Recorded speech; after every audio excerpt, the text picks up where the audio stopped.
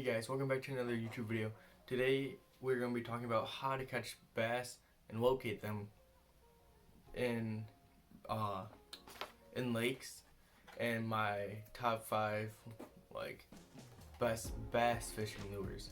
And today we're going to be talking more about bass fishing than any other fishing. 5 main species you're going to find in lakes. Like, you're going to find bass, you're going to find sunfish, you're going to find catfish, and you're going to find crappie. But yeah, we're gonna talk about just bass today.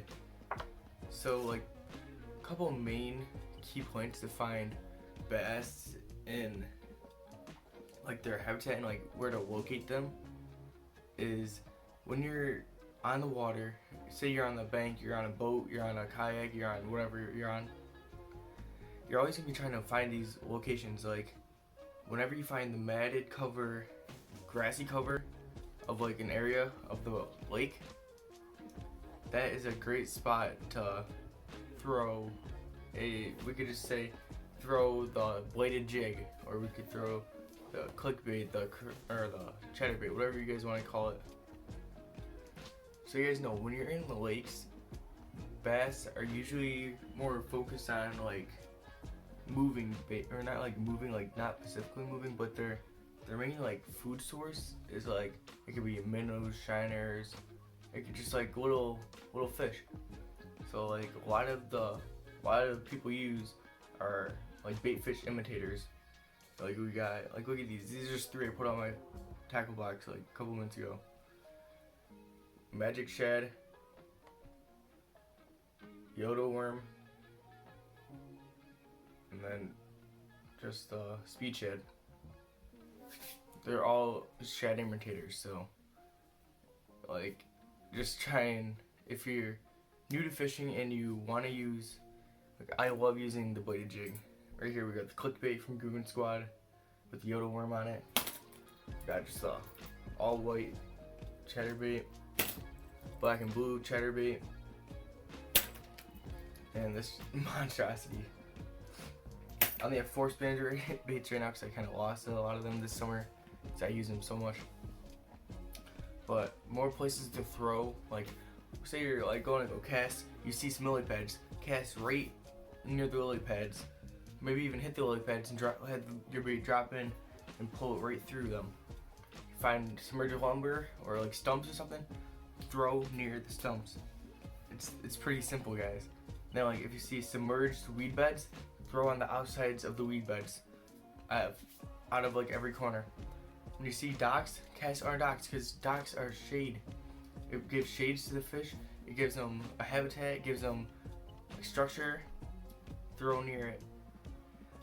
And then if you see insects by the docks, if the docks have lights on them, and there's insects going to the lights and stuff, if it's kind of darker out or whatever, early morning, throw near underneath the lights, and try and have something that kind of maybe even anything you could throw underneath. Because say you have a small fish eating the insects, a bigger fish is going to come up and eat the smaller fish that's eating the small insect.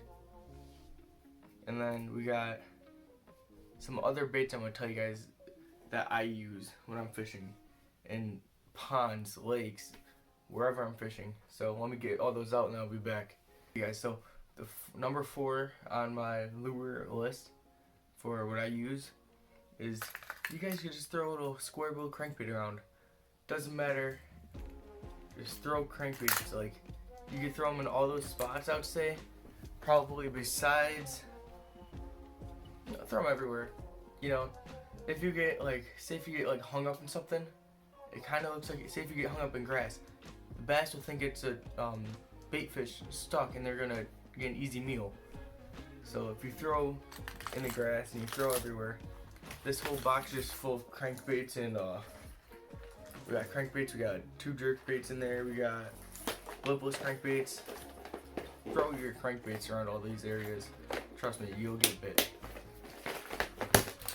Then we got number 3 on the list is this whole box is full. This whole box is full of just spinner baits. I love throwing spinner baits because, if you're throwing just your little paddle tails on a if you're throwing the paddle tails on with just a jig head, with swim bait jig head, that's like throwing, like say if you're throwing the spinner bait. The spinner bait has the flash, has the vibration. This is down, like say if you're not getting bit, like say if you're fishing, you cast and you're getting bit, but it's only hitting the tail. You go like feel the bites like only hitting the tail and you're not getting a hook in them. And then if you put this on with a swim bait head and you're not getting nothing, you should probably put this on, paddle tail, swim bait head, but then with the underspin, because the underspin has that little flash, and then you should get some fish. Because like just think, if those fish are not liking the vibration that the spinnerbait's throwing off, but they're not liking the action of just the swim bait itself, but they want the flashy, trust me, I was just watching a video on it. The guy got so many fish by doing that. He fished the spinnerbait first, nothing. He only got the bites on the tail. Went right to the swim bait with the swim bait jig on or head. He got absolutely nothing. And then we put the underspin on, he got fish left and right. So I'm gonna trust that guy. And I catch a ton of fish on my spinner baits. I catch a lot of fish with my bladed jig. And the second bait that we have that you have to use if you're fishing, say if you're fishing the logs that are sunken, all the timber, the down trees and stuff, throw jigs. I don't think it matters what jigs. Like I have so many jigs in this box. This box is my jig and chatterbait box. And there's so many jigs. I've never caught a fish on a jig, but this year I'm changing that. This year I'm catching a fish on a jig. We have so many countless jigs. We have swim jigs. I actually caught a fish on a swim jig, so that's not true. But swim jigs are just like chatterbaits without the blade. So it's like you fish the swim baits by your grassy mat area and all that on the outside of your weed beds, and you'll get bit. That's where I caught my. But I've never caught a fish while just jigging. And I'm gonna change it this year. I'm getting a fish on the jig this year. But if you fish the jigs in mostly every single one of those areas, so if you fish them in the down trees and you fish them underneath bridges and like around docks, you should get fish and like the riprap and stuff.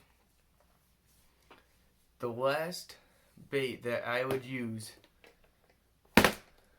number one bait you should use, you can use artificial baits like the artificial worms, all artificial beavers and all that, bandito bugs and stuff.